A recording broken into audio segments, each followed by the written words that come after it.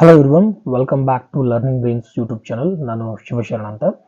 ಇವತ್ತಿನ ವಿಡಿಯೋದಲ್ಲಿ ನಾನು ನಿಮಗೆ JNM nursing and BSc nursing ನಡುವೆ ಇರತಕ್ಕಂತಹ ಡಿಫ್ರೆನ್ಸನ್ನು ತಿಳಿಸ್ಲಿಕ್ಕೆ ಇಷ್ಟಪಡ್ತೇನೆ. PUC ಪಾಸ್ ಆದಂತಹ ಸ್ಟೂಡೆಂಟ್ಸ್, ಅದು ಕಾಮರ್ಸ್ ಆಗಿರ್ಬೋದು, ಆರ್ಟ್ಸ್ ಆಗಿರ್ಬೋದು ಅಥವಾ ಸೈನ್ಸ್ ಆಗಿರ್ಬೋದು, ಈ ಸ್ಟೂಡೆಂಟ್ಸ್ ಯಾರೆಲ್ಲ ನರ್ಸಿಂಗ್ ಮಾಡಬೇಕು ಅಂದ್ಕೊಂಡಿರ್ತಾರಲ್ಲ, ಆ ಸ್ಟೂಡೆಂಟ್ಸ್ಗೆ ದೊಡ್ಡ ಒಂದು ಕನ್ಫ್ಯೂಷನ್ ಏನು ಅಂತಂದರೆ JNM ನರ್ಸಿಂಗ್ ಮತ್ತು BSc ನರ್ಸಿಂಗ್ ನಡುವೆ ಇರ್ತಕ್ಕಂಥ ಡಿಫ್ರೆನ್ಸ್ ಏನು ಅಂತ. ಜಾಸ್ತಿ ಜನರಿಗೆ ಗೈಡೆನ್ಸ್ ಮಾಡೋರು ಇರುವುದಿಲ್ಲ. JNM ನರ್ಸಿಂಗು ಮತ್ತು BSc ನರ್ಸಿಂಗಲ್ಲಿ ಯಾವ್ದು ಬೆಸ್ಟ್ ಅವರಿಗೆ ಸೂಟ್ ಆಗುತ್ತೆ, ಓಕೆ, ಯಾವುದಕ್ಕೆ ಮುಂದೆ ಫ್ಯೂಚರ್ನಲ್ಲಿ ಚೆನ್ನಾಗಿ ಸ್ಕೋಪ್ ಇದೆ ಅಂತಕ್ಕಂತಹ ಗೈಡೆನ್ಸ್ ಮಾಡೋರು ಕಡಿಮೆ. ಅಂಥ ಒಂದು ಸ್ಟೂಡೆಂಟ್ಸ್ಗೋಸ್ಕರ ನಮ್ಮ ಒಂದು ಚಾನಲ್ ಕಡೆಯಿಂದ, ಲರ್ನಿಂಗ್ ಬ್ರೈನ್ಸ್ ಯೂಟ್ಯೂಬ್ ಚಾನಲ್ ಕಡೆಯಿಂದ ಈ ಒಂದು JNM ಆ್ಯಂಡ್ BSc ನರ್ಸಿಂಗ್ ನಡುವೆ ಇರ್ತಕ್ಕಂತಹ ಡಿಫ್ರೆನ್ಸನ್ನು ತಿಳಿಸ್ಕೊಡ್ಲಿಕ್ಕೋಸ್ಕರ ನಾನು ಈ ವಿಡಿಯೋನ ಶೂಟ್ ಮಾಡ್ತಿದ್ದೇನೆ. ವಿಡಿಯೋ ಸ್ಟಾರ್ಟ್ ಮಾಡೋದಕ್ಕೂ ಮುಂಚೆ ಇನ್ನೂ ಯಾರೆಲ್ಲ ನಮ್ಮ ಚಾನಲ್ಗೆ ಸಬ್ಸ್ಕ್ರೈಬ್ ಆಗಿಲ್ಲ, ಸಬ್ಸ್ಕ್ರೈಬ್ ಆಗೋದನ್ನು ಮರಿಬೇಡಿ ಅಂತ ಹೇಳ್ತಾ ವಿಡಿಯೋನ ಸ್ಟಾರ್ಟ್ ಮಾಡಲಿಕ್ಕೆ ಇಷ್ಟಪಡ್ತಾನೆ. ಓಕೆ, ಮೊದಲನೇದಾಗಿ JNM ಆ್ಯಂಡ್ BSc ನರ್ಸಿಂಗ್ ಅಂದರೆ ಏನು ಅಂತ ನೋಡೋಣ. ಓಕೆ, JNM ಫುಲ್ ಫಾರ್ಮ್ ಏನು ಅಂತಂದರೆ ಜನರಲ್ ನರ್ಸಿಂಗ್ ಆ್ಯಂಡ್ ಮಿಡ್ವೈಫರಿ ಅಂತ ಇದರ full form. Okay, BSc nursing full form ಏನು ಅಂತಂದರೆ bachelor of science in nursing ಅಂತ ಇದರ ಫುಲ್ ಫಾರ್ಮ್. ಆ್ಯಂಡ್ JNM ಅಂತಕ್ಕಂಥದ್ದು ಜನರಲಿ ಇದೊಂದು ಡಿಪ್ಲೊಮಾ ಲೆವೆಲ್ ನರ್ಸಿಂಗ್ ಕೋರ್ಸ್ ಆಗಿರುತ್ತೆ. ಓಕೆ, ಇನ್ನೊಂದ್ಸಲ ಹೇಳ್ತೀನಿ, ಗಮನ ಕೇಳಿ. JNM ಅಂತಕ್ಕಂಥದ್ದು diploma level nursing course. Okay, and BSc ಅಂತಕ್ಕಂಥದ್ದು ಡಿಗ್ರಿ ಲೆವೆಲ್ ನರ್ಸಿಂಗ್ ಕೋರ್ಸ್ ಅಂತ ಕನ್ಸಿಡರ್ ಮಾಡ್ತಾರೆ. Okay, major JNM and BSc nursing ಅಲ್ಲಿ ಇರ್ತಕ್ಕಂಥ ಡಿಫ್ರೆನ್ಸ್ ಇದು. JNM diploma level course and BSc degree level course ಆಗಿರುತ್ತೆ. ಇದು ಫಸ್ಟ್ ಡಿಫ್ರೆನ್ಸ್.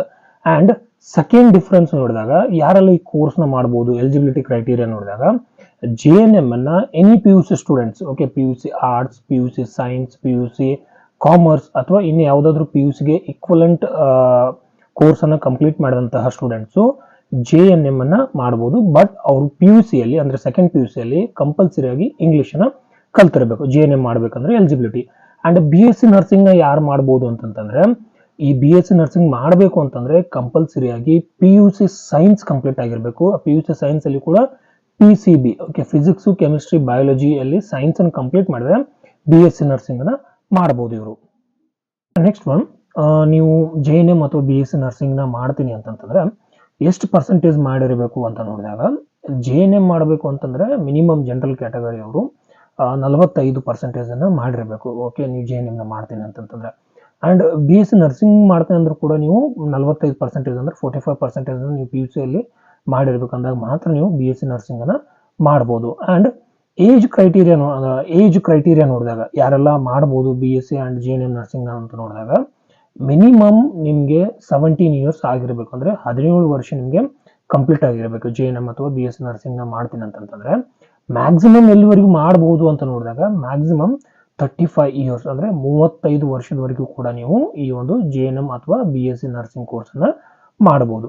ಆ್ಯಂಡ್ ಡ್ಯೂರೇಷನ್ ನೋಡಿದಾಗ, okay, JNMದು ಮತ್ತು BSc ನರ್ಸಿಂಗ್ದು ಡ್ಯೂರೇಷನ್ ನೋಡಿದಾಗ JNM ಅಂತಕ್ಕಂಥದ್ದು 3 ವರ್ಷದ ಕೋರ್ಸ್ ಆಗಿರುತ್ತೆ. ಆ್ಯಂಡ್ ಈ ಕೋರ್ಸ್ ಕಂಪ್ಲೀಟ್ ಆದಮೇಲೆ 3 ಮಂತ್ಸ್ ಇಂಟರ್ನ್ಶಿಪ್ ಬರುತ್ತೆ. ಓಕೆ, JNMನಲ್ಲಿ ನೀವು ಫಸ್ಟ್ ಇಯರ್ಗೆ ಒಂದು ಎಕ್ಸಾಮ್ ಬರೀತೀರಾ, ಸೆಕೆಂಡ್ ಇಯರ್ಗೆ ಒಂದು ಎಕ್ಸಾಮ್ ಬರೀತೀರಾ, ಆ್ಯನ್ಯುವಲ್ ಎಕ್ಸಾಮು, ಥರ್ಡ್ ಇಯರ್ಗೆ ಒಂದು ಆ್ಯನ್ಯುವಲ್ ಎಕ್ಸಾಮ್ನ ಬರೀತೀರಾ. 3 ವರ್ಷ ಪಾಸ್ ಆದಮೇಲೆ ನೀವು 3 ಮಂತ್ಸ್ ಅಂದರೆ 3 ತಿಂಗಳು ಏನು ಮಾಡಬೇಕಾಗುತ್ತೆ, ಇಂಟರ್ನ್ಶಿಪ್ಪನ್ನು ಮಾಡಬೇಕಾಗುತ್ತೆ. ಇಂಟರ್ನ್ಶಿಪ್ ಅಂದರೆ ಹಾಸ್ಪಿಟಲಲ್ಲಿ ನಿಮಗೆ ಟ್ರೈನಿಂಗನ್ನು ಹಾಕ್ತಾರೆ 3 ತಿಂಗಳ. ಓಕೆ, ನೆಕ್ಸ್ಟ್ ಒನ್, BSc ನರ್ಸಿಂಗ್ದು ಡ್ಯೂರೇಷನ್ ಎಷ್ಟು ವರ್ಷ ಇರುತ್ತೆ ಅಂತಂದರೆ 4 ಇಯರ್ಸ್ ಇರುತ್ತೆ. ಓಕೆ, ಮುಂಚೆ ಇದು ಇಯರ್ ವೈಸ್ ಇತ್ತು. ಇದನ್ನು ಕೂಡ ಇಯರ್ಗೆ ಒಂದೊಂದು ಎಕ್ಸಾಮ್ ಇಡ್ತಾರೆ. ಬಟ್ ಇವಾಗ ಇದನ್ನು ಸಮ್ ವೈಸ್ ಮಾಡಿದ್ದಾರೆ. Okay, first sem, second sem, third sem, fourth, fifth, sixth, seventh and 8th ಆ ರೀತಿ 8 ಸೆಮಿಸ್ಟರ್ನಲ್ಲಿ ಡಿವೈಡ್ ಮಾಡಿದರೆ ಟೋಟಲ್ ಇದು 4 ಇಯರ್ ಕೋರ್ಸ್ ಆಗುತ್ತೆ BSc ನರ್ಸಿಂಗ್.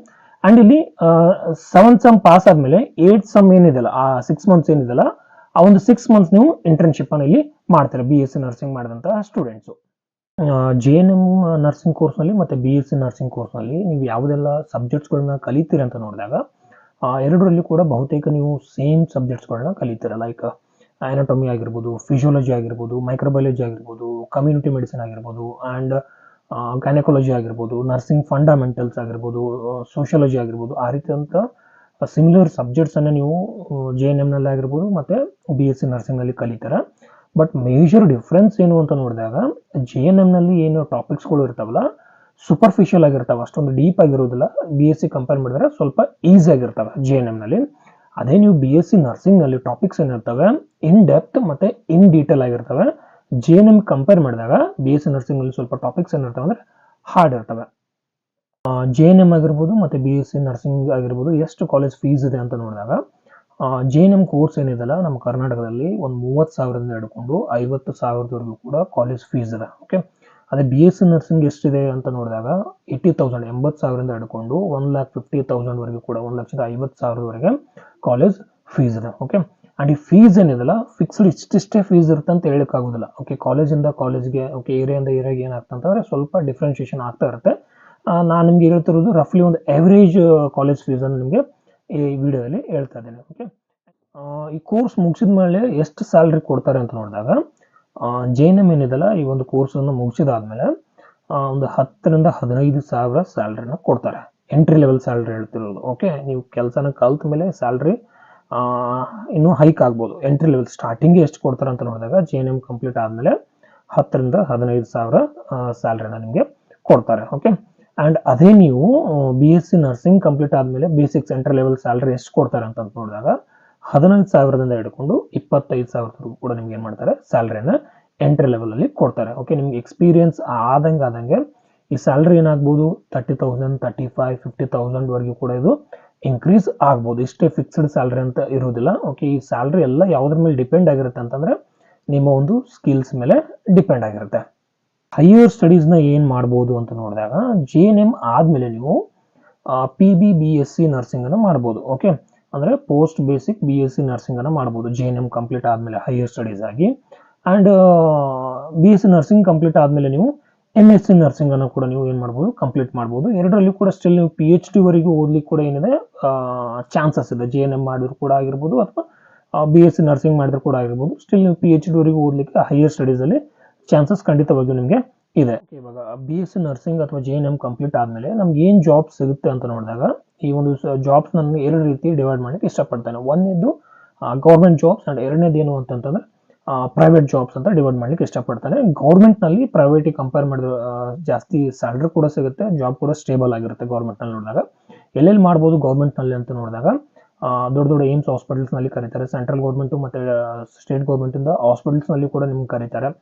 ರೈಲ್ವೆ ಡಿಪಾರ್ಟ್ಮೆಂಟ್ನಲ್ಲಿ ಆಗಿರ್ಬೋದು ಆ್ಯಂಡ್ ಡಿಫೆನ್ಸ್ನಲ್ಲಿ ಆಗಿರ್ಬೋದು ಆ್ಯಂಡ್ ಏರ್ ಫೋರ್ಸ್ ನರ್ಸಿಂಗ್ ಅಂತ ಕರೀತಾರೆ. ಅಲ್ಲೆಲ್ಲೂ ಕೂಡ ನಿಮಗೆ ಗೌರ್ಮೆಂಟ್ನಿಂದ ನರ್ಸಿಂಗನ್ನು ರಿಕ್ರೂಟ್ಮೆಂಟ್ ಮಾಡ್ಕೊತಾರೆ. JNM ಕಂಪ್ಲೀಟ್ ಮಾಡಿದವ್ರಿಗೂ ಆಗಿರ್ಬೋದು ಆ್ಯಂಡ್ BSc ನರ್ಸಿಂಗ್ ಕಂಪ್ಲೀಟ್ ಮಾಡಿದವ್ರಿಗೂ ಆಗಿರ್ಬೋದು. ಆ್ಯಂಡ್ ಪ್ರೈವೇಟ್ನಲ್ಲಿ ಎಲ್ಲೆಲ್ಲಿ ಮಾಡ್ಬೋದು ಅಂತಂದರೆ ಪ್ರೈವೇಟ್ನಲ್ಲಿ ಆ್ಯಸ್ ಯೂಶ್ವಲ್ ನರ್ಸಿಂಗ್ ಹೋಮ್ಸ್ನಲ್ಲಿ, ಕ್ಲಿನಿಕ್ಸ್ನಲ್ಲಿ, ಹಾಸ್ಪಿಟಲ್ಸ್ನಲ್ಲಿ ಸ್ಟಾಫ್ ನರ್ಸ್ ಆಗಿ, ನರ್ಸಿಂಗ್ ಸೂಪರ್ಡೆಂಟ್ ಆಗಿ, ಓಕೆ, ಅಥವಾ OT ನರ್ಸಿಂಗ್ ಆಗಿ ನೀವು ವರ್ಕನ್ನು ಸ್ಟಾರ್ಟ್ ಮಾಡ್ಬೋದು. ಆ್ಯಂಡ್ ಇದನ್ನು ಬಿಟ್ಟು ಕೂಡ okay state government, central government jobs and private jobs ಬಿಟ್ಟು ಕೂಡ ನೀವು ಅಬ್ರಾಡ್ಗೆ ಹೋಗ್ತಕ್ಕಂಥ ಚಾನ್ಸಸ್ಗಳು ಕೂಡ ಇದಾವೆ. ಎರಡು ನರ್ಸಿಂಗ್ನಲ್ಲಿ ಕೂಡ JNM ಮಾಡಿದವ್ರನ್ನ ಆಗಿರ್ಬೋದು, BSc ನರ್ಸಿಂಗ್ ಮಾಡಿದವ್ರನ್ನ ಆಗಿರ್ಬೋದು, ಬೇರೆ ದೇಶದಲ್ಲಿ ಹೋಗಿ ನೀವು ವರ್ಕನ್ನು ಮಾಡ್ಬೋದು. ಎಲ್ಲೆಲ್ಲಿ ಮಾಡ್ಬೋದು ಅಂತಂದರೆ ಇವಾಗ ಸದ್ಯಕ್ಕೆ ಲೈಕ್ ಡಿಮ್ಯಾಂಡಿಂಗ್ ಇರೋ ಕಂಟ್ರೀಸ್ ಯಾವುದಾದ್ರು ಅಂತ ನೋಡಿದಾಗ ಇಂಗ್ಲೀಷ್ ಸ್ಪೀಕಿಂಗ್ ಕಂಟ್ರೀಸ್ನಲ್ಲಿ ನರ್ಸಿಂಗ್ಗೆ ಸಾಕಷ್ಟು ಡಿಮ್ಯಾಂಡ್ ಇದೆ. Such as Australia, Canada, New Zealand, United Kingdom and USA ಅಲ್ಲಿ ಸಾಕಷ್ಟು ಡಿಮ್ಯಾಂಡ್ ಇದೆ.